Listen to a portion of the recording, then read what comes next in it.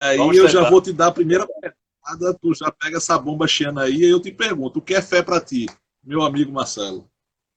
Opa, Ernesto, fé, ela é bem interessante porque a gente pode tratar a fé como um assunto objetivo, mas acredito que muito mais subjetivo. Mesmo cada uma das religiões tendo sua objetividade, né, tendo a sua diretriz, tendo sua doutrina, e aqui quero deixar logo de início bem claro para todos que quando a gente toma o rumo da filosofia da religião, a filosofia ela é muito ampla. Ernesto sabe disso, os amigos que são filósofos sabem que é muito amplo o campo do conhecimento da filosofia. E quando nós escolhemos esse caminho, óbvio que nós temos a nossa fé, óbvio que nós temos a nossa crença, né? Mas quando a gente parte para um caminho que é tão pedregoso, ele não é fácil. Ele não é fácil, justamente por ele mexer com subjetividades, por ele mexer com a fé de cada um. Então a gente parte de um princípio da alteridade, que é o alter, que vem do grego outro. Então eu começo a observar o outro. Por que é que o outro pensa assim e não da minha forma? E acho, Ernesto, que aí está uma das grandes dificuldades do religioso, da religiosa, compreender as religiões. A partir do momento que eu só compreender a minha religião, eu ofendo o princípio da alteridade. Eu não consigo ver no outro que ele pode ter essa verdade, essa aletheia que a gente tanto busca, ou essa areteia que a gente tanto busca. Então, eu parto do princípio de uma alteridade para tentar compreender também a fé do outro. Até onde vai essa fé? O que é essa fé? Ele tem fé em quê? Né? Quais os princípios que ofereceram essa fé para ele? Quando a gente amplia essa alteridade, a gente começa a compreender por que é que no mesmo planeta redondo, redondo, né? Planeta Ainda Terra, bem, ainda pois bem. é, graças a Deus, a gente vai percebendo quantas diferenças. Eu não tenho formação em sociologia, mas é, é, professo numa escola, o Souza Leão, que me ofereceu essa oportunidade de trabalhar com sociologia porque faz parte das humanidades. Então, é uma disciplina muito prazerosa também. Você também é professor, sabe disso, Ernesto? O quanto é prazeroso a gente ter esse contato com as diferenças. O nosso hábito, né, é um, mas o hábito, por exemplo, do japonês é outro, do nigeriano é outro, do norte-americano é outro. E quando a gente traz isso para as coisas do dia a dia, a gente vai percebendo que as religiões elas estão permeadas de cultura. Então eu tenho sempre muito olhar antropológico, aquele olhar de dizer por que é que ele pensa assim. Eu deixo Marcelo de lado, a persona Marcelo, ela sai, ela fica um pouco lá somente observando, e eu começo a observar friamente, assim como se fosse o cientista. Você sabe que a sociologia é a ciência social. Então a gente começa a observar a partir dali por que é que ele pensa assim e não de outra maneira. Quando a gente parte a partir daí, a gente vai ver que, ao mesmo tempo, essa fé ela é muito diferente de ser a ser, mas ela acaba tendo coisas bem parecidas. Pelo seguinte, pelo ponto final, aquilo que eu imagino como ponto final, como telos, como objetivo. O que é que eu busco? O que é que você busca? O que é que todos nós que estamos aqui buscando?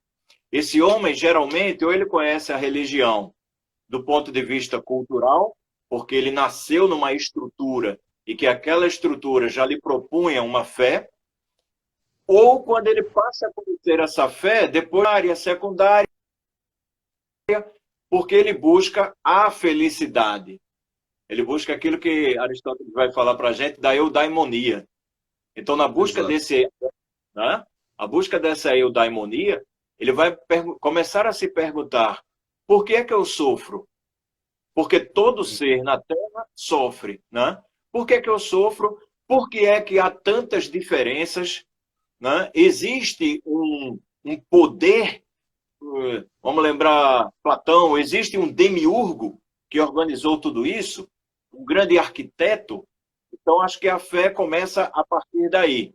Agora, a grande diferença começa quando a gente distribui essas fés em relação às instituições. Que são essas instituições? Em que contexto elas tiveram? Por que elas são o que são hoje? Né? Muitas que estão ali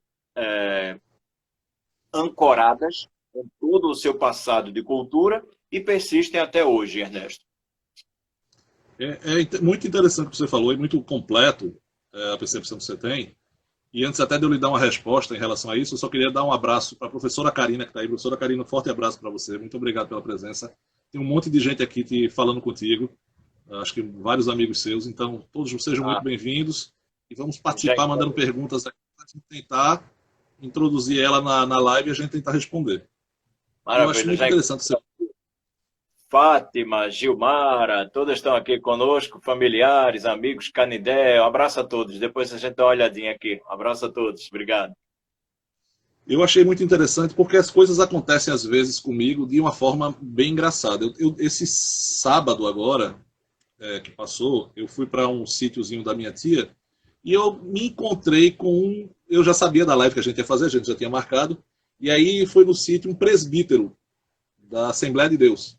Foi lá resolver uma coisa, entrou com a gente. Aí ele tocou no assunto fé. E aí ele começou a dar a dialética dele sobre fé. E aí eu falei, irmão, me dá um ponto nessa situação assim. Aí comecei a trabalhar com ele em cima de fé. Eu não sei porque a minha linha destruiu o homem de um jeito, e não estou me gabando por isso não. Ele ficou sem reação porque ele não esperava os pontos de colocação que eu fiz em relação à fé que ele estava colocando para si e para os demais. E aí ele perguntou, não, você só pode ser espírita. Eu disse, não, não sou espírita. Não. Você só pode ser não sei o quê. Ele ficou tentando adivinhar uma religião que eu seguia. Eu disse a ele, amigão, eu não tenho uma religião. Eu estudo filosofia e pela filosofia a gente, por tabela, acaba estudando muita religião. E normalmente o filósofo segue a teologia, né? Tem a opção de seguir a teologia após o curso de filosofia. E eu fui para outra linha, eu fui para a linha da história, que é muito interessante. Eu acho que completaria mais o que eu pretendo. Porque a linha filosófica que eu sigo é a linha da filosofia da mente. É aquela que a gente não trata como espírito. Eu, por exemplo, a linha que eu estudo, eu não estudo espírito, eu estudo corpo e mente. Certo? Sim. E aí é interessante você falar isso, porque hoje, quando eu olho a sociedade num contexto amplo, eu sinto um excesso de fé e eu sinto uma falta do ser humano trazer para si a responsabilidade das suas ações. É o famoso livre-arbítrio, que tantas as pessoas pegam e falam. Né? O livre-arbítrio que a grande parte das religiões pregam, né? Que você tem o livre-arbítrio de fazer. Isso na filosofia que eu estudo é o quê? Nada mais que você trazer para si. E aí tu citou um negócio interessante, que foi assim, a busca do ser humano por um algo mais, né? Ele tem aquela necessidade de ter um algo. Será que se o ser humano se bastasse e ele descobrisse a sua real razão e ele tivesse a noção real do que ele é como indivíduo, corpo e mente, ele não teria menos problemas em delegar as responsabilidades dele para um ser divino? Perfeita colocação. Você falou em filosofia da mente, eu tenho especialização em neurociências e um período a estudar muito filosofia da mente, me aproximei muito de Chalmers, né? Tenho uma admiração muito grande pelo David Chalmers, e você vê que ele choca o meio, né, da filosofia da mente, ele choca com as propostas que ele traz, né? Mas é muito atualizado, adoro Chalmers. Tem tudo a ver, Ernesto, com essa junção que você fez, essa aproximação ou tentativa de aproximação da fé com a razão. Não é uma junção fácil. Por quê? Porque a maioria das doutrinas religiosas, a maioria das teologias, elas estão com suas bases fincadas em outro local e em outro espaço de tempo. Você, por exemplo, você vai na religião cristã, você tem as suas bases fincadas no Antigo Testamento, né, Palestina, Oriente, e você, vários dos escritos, não tem como você contextualizar com a cultura da época. Estamos falando de 2.500 anos, se você vai para o Antigo Testamento, 2.800 anos. Agora há pouco eu estava lendo um texto de Zacarias, sabe que estamos gravando aqui, nós estamos na Semana Santa.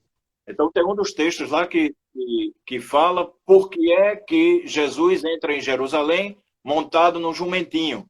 E aí remete a uma profecia de Zacarias, profeta Zacarias, que diz que o rei dos judeus viria montado num jumento. Essa profecia foi 500 anos antes. Então, o próprio Jesus, quando chega lá, ele sugere, pelo menos o texto diz que ele sugere, baseado no texto, né, de que ele sugere em que alguém vá buscar esse jumentinho para que ele entre na cidade, para que se cumpra aquilo que Zacarias falou. Então, o que é que acontece? Aquele povo que tinha acesso àquele texto antigo, quando vê essa cena, né, além do que já havia acontecido, das notícias, do que Jesus tinha feito em algumas comunidades, então o povo vibra, esse é o rei. É por isso que vem aquela questão do domingo de Ramos. E aí, veja onde eu quero chegar. Estamos estudando Zacarias, são 2.500 anos atrás. Então, a razão é o nosso agora. A razão é o que nós vivemos agora. Quando eu tento deslocar esta razão para 2.500 anos, para 2.000 anos, para não falar só do cristianismo, vamos falar de Maomé, do islamismo. Quando eu tento deslocar para 1.400 anos antes, né, Medina, Meca, quando eu vou ter o contato com a cultura árabe. Então, não é a razão que eu vivo, é a razão que outros vivem e que outros também viveram. Daí é quando a gente vem tomar contato com a palavra fundamentalismo. O fundamentalismo, ele leva ao choque. Ernesto, nós fomos mais jovens, com nossos...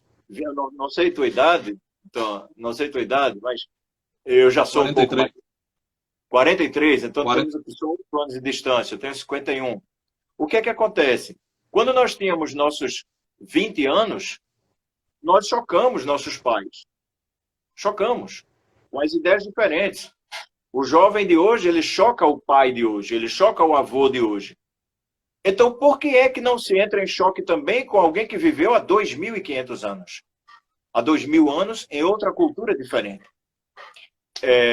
Eu sei que será uma luta árdua nesse caminho da filosofia das religiões, mas uma das minhas grandes perguntas é: por que não sermos menos fundamentalistas? Né? Por que não lermos o texto do passado, mas observando com o olhar do presente? Muitas das coisas que hoje existem, que os religiosos criticam, elas já existiam no passado. Quantos dramas foram vividos nas famílias de religiosos, de sacerdotes, e que devido ao apego à letra, essas famílias acabaram destroçadas. Então, se nós buscamos felicidade, paz, amor, por que eu uso o contrário do amor para falar do amor? Eu estava lembrando aqui, essa semana, sobre Leibniz. Leibniz é espetacular, né? Fantástico, do ponto de vista do conhecimento, e viveu uma época, você sabe que viveu uma época ali, uma época difícil de conflito, principalmente entre católicos e reformistas. E Leibniz, no seu sistema filosófico, ele busca um entendimento, pelo menos uma tolerância entre ambos os lados, e que possam compreender Deus, mesmo que de sua forma diferente, mas que possam viver e conviver em paz. Acho que esse é um dos grandes desafios nossos. de unir essa, voltando ali ao gancho inicial que você trouxe, a fé e a razão, Ernesto.